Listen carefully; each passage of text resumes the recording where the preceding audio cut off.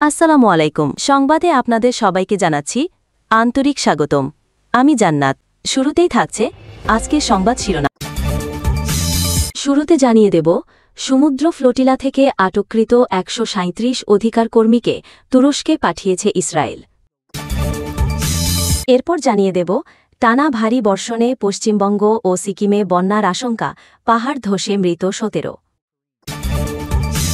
আরও জানিয়ে দেব, ইউক্রেনের প্রধান গ্যাস উৎপাদন কেন্দ্রগুলোর টার্গেট করে হামলা রাশিয়ার। আরও জানিয়ে দেব, ৬১% ইহুদি মনে করেন ইসরায়েল যুদ্ধাপরাধ ও গণহত্যার জন্য দায়ী, দ্য ওয়াশিংটন পোস্ট। সর্বশেষ খবর জানিয়ে দেব, মানচিত্র থেকে মুছে ফেলার হুমকির দাঁতভাঙা জবাব পেল ভারত। সর্বশেষ খবর জানিয়ে দেব, গাজায় ফের ইসরায়েলি হামলা, নিহত আরও ৭০ ফিলিস্তিনি। এতক্ষণ শুনছিলেন সংবাদ শিরোনাম, এবার বিস্তারিত। তবে আপনাদের কাছে ছোট্ট একটি অনুরোধ, এই ভিডিওটিতে একটি লাইক এবং কমেন্ট করে জানিয়ে দিন কোন জেলা থেকে বা কোথা থেকে আপনারা আমাদের এই ভিডিওটি দেখছেন এবং শুনছেন।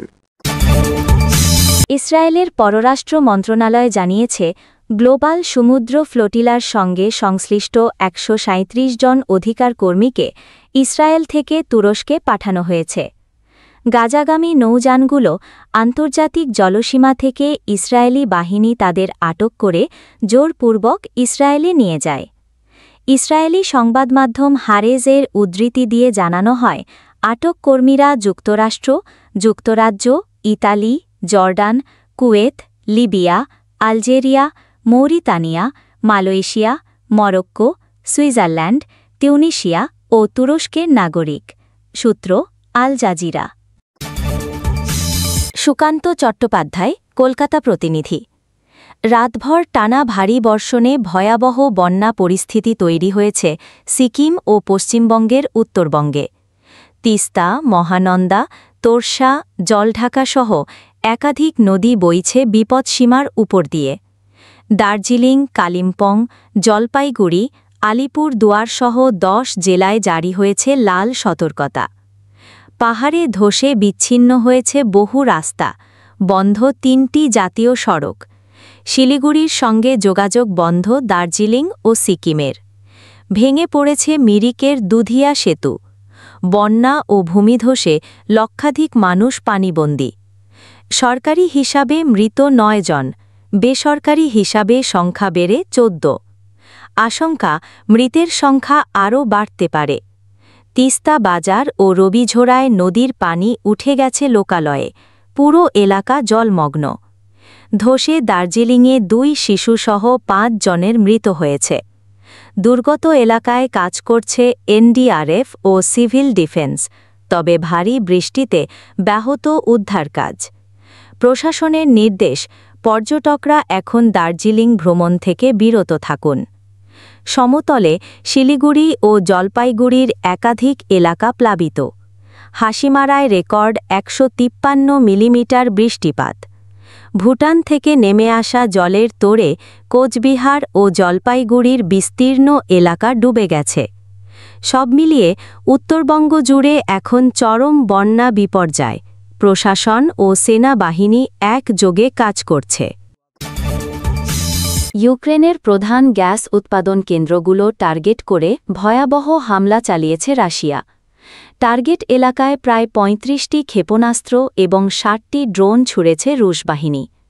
এ অভিযান খার্কিভ ও পোলতোভা অঞ্চলে চালানো হয়। এছাড়াও দোনবাসেও ড্রোন ছুড়েছে রুশ বাহিনী। ইউক্রেনীয় শহর সামিতেও একটি রেল স্টেশনে ড্রোন ছোড়ে রুশ বহর।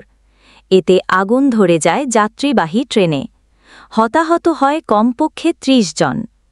এ ঘটনায় রাশিয়াকে সন্ত্রাসবাদী কর্মকাণ্ডের দায়ে অভিযুক্ত করেছেন ইউক্রেনের প্রেসিডেন্ট ভলোদিমির জেলেনস্কি। মস্কো ইচ্ছাকৃতভাবে বেসরকারিদের টার্গেট বানাচ্ছে, এই মন্তব্য করেছেন পররাষ্ট্রমন্ত্রী আন্দ্রি সিবিহা। এছাড়াও জাপোরিজিয়ার ১০টি স্থানে হামলা চালিয়েছে মস্কো। অবশ্য কিয়েভের দাবি, রাশিয়ার ছোড়া বেশিরভাগ ড্রোন মিসাইল প্রতিহত করা হয়েছে। সূত্র আল জাজিরা। যুক্তরাষ্ট্রের অনেক ইহুদি গাজা যুদ্ধ চলাকালে ইসরায়েলের আচরণে অসন্তুষ্ট বলে দাবি করেছে দেশটির সংবাদ মাধ্যম দ্য ওয়াশিংটন পোস্ট। এক জরিপে দেখা গেছে ৬১% মনে করছেন ইসরায়েল যুদ্ধাপরাধ করেছে এবং প্রায় ৪ জনের মধ্যে একজন দাবি করেছেন দেশটি গণহত্যার জন্য দায়ী। জরিপে দেখা গেছে ইসরায়েলের বর্তমান সরকারের প্রতি অসন্তোষ বিশেষভাবে প্রবল। মোট ৬৮% ইসরায়েলিরা দেশটির প্রধানমন্ত্রী বেঞ্জামিন নেতানিয়াহুর নেতৃত্বের প্রতি নেতিবাচক মনোভাব প্রকাশ করেছেন। এদের মধ্যে ৪৮% তার নেতৃত্বকে দুর্বল হিসাবে মূল্যায়ন করেছেন, যা ৫ বছর আগে পিউ রিসার্চ সেন্টারের জরিপের তুলনায় ২০% বৃদ্ধি পেয়েছে। জরিপ অনুযায়ী যদিও ইহুদিরা হামাসকে যুদ্ধের জন্য দায়ী মনে করেন, তবুও অনেকেই প্রধানমন্ত্রী বেঞ্জামিন নেতানিয়াহুর যুদ্ধনীতির প্রতি সমর্থন কমিয়েছেন। সূত্র জেরুজালেম পোস্ট। ভারত-পাকিস্তান সীমান্তে ফের উত্তেজনার নতুন পালা। ভারতের সাম্প্রতিক কঠোর মন্তব্যের জবাবে পাকিস্তানের প্রতিরক্ষামন্ত্রী খাজা মোহাম্মদ আসিফ রোববার ভোরে তীব্র প্রতিক্রিয়া জানিয়েছেন। তিনি বলেছেন, যদি ভারত যুদ্ধ চাপিয়ে দেয় তাহলে পাকিস্তান যেসব যুদ্ধবিমান ধ্বংস করেছে তাদের ধ্বংসস্তূপের নিচেই ভারতকে কবর দেয়া হবে, ইনশাআল্লাহ। আসিফ এক্স ইউটারের পোস্টে অভিযোগ করেন, ভারতের সামরিক ও রাজনৈতিক নেতারা নিজেদের ক্ষতিগ্রস্ত বিশ্বাসযোগ্যতা পুনরুদ্ধারে ব্যর্থ চেষ্টা করছেন এবং তাদের বক্তব্য শীর্ষ নেতাদের উপর চাপের পরিচায়ক। তিনি আরও বলছেন, একতরফাভাবে ধারাবাহিক পরাজয়ের পর ফের তারা চেষ্টা করলে পাকিস্তানের স্কোর আরও ভালো হবে। পাকিস্তান সেনাবাহিনীর স্পোকমাউথও এই ধরনের উৎসাহমূলক ও যুদ্ধোন্মাদ মন্তব্যকে সতর্ক করে বলেছেন, এ ধরনের উস্কানিমূলক বক্তব্য থেকে ভয়াবহ ধ্বংসযজ্ঞের হাতছানি দেখা দিতে পারে। উদ্যানতই দুই দেশের উত্তেজনা কূটনৈতিক ও সামরিকভাবে সতর্কতার দাবি করছে এবং আন্তর্জাতিক পর্যবেক্ষকরা শান্তিপূর্ণ সমাধানের আহ্বান জানাচ্ছে। মার্কিন প্রেসিডেন্ট ডোনাল্ড ট্রাম্পের শান্তি আহ্বান উপেক্ষা করে গাজায় ফের ভয়াবহ হামলা চালিয়েছে ইসরায়েল। শনিবার উপত্যকার বিভিন্ন এলাকায় বিমান হামলায় কমপক্ষে ৭০ জন ফিলিস্তিনি নিহত হয়েছেন, খবর আল জাজিরার। ইসরায়েলি বাহিনী সেদিন গাজায় চালায় অন্তত ৯৩টি বিমান হামলা। শুধু গাজা সিটিতেই প্রাণ হারান ৪৭ জন। নিহতদের মধ্যে ৭ জন শিশু, যাদের বয়স ২ মাস থেকে ৮ বছরের মধ্যে। ট্রাম্প তার মালিকানাধীন সামাজিক মাধ্যম ট্রুথ সোশ্যালে লিখেছেন, আমি দেরি মেনে নেব না, এমন কোনো ফলাফলও মেনে নেব না যেখানে গাজা আবার হুমকি হয়ে দাঁড়ায়। যুদ্ধ দ্রুত শেষ করতে হবে, দ্রুত। এর আগের এক পোস্টে ট্রাম্প জানান, ইসরায়েল প্রাথমিকভাবে সেনা প্রত্যাহারে সম্মত হয়েছে, যা হামাসকে জানানো হয়েছে। হামাস তা নিশ্চিত করলে তাৎক্ষণিকভাবে যুদ্ধবিরতি কার্যকর হবে, বন্দি বিনিময় শুরু হবে এবং পরবর্তী ধাপের সেনা প্রত্যাহারের শর্ত তৈরি হবে। কিন্তু হামাস জানায়, ইসরায়েল আন্তর্জাতিক মহলের কাছে দাবি করছে তারা বেসামরিক হামলা কমিয়েছে, অথচ বাস্তবে তা আরও বেড়েছে। তারা এটিকে রক্তক্ষয়ী আগ্রাসন বলে আখ্যা দিয়েছে। হামাসের দাবি, নেতানিয়াহুর সরকার যুদ্ধাপরাধে লিপ্ত, আর তার শান্তির কথা নিছক নাটক। তারা আন্তর্জাতিক সম্প্রদায়ের প্রতি আহ্বান জানিয়েছে ফিলিস্তিনিদের রক্ষা, ত্রাণ সহায়তা জোরদার এবং গণহত্যা বন্ধে ইসরায়েলের ওপর চাপ প্রয়োগের।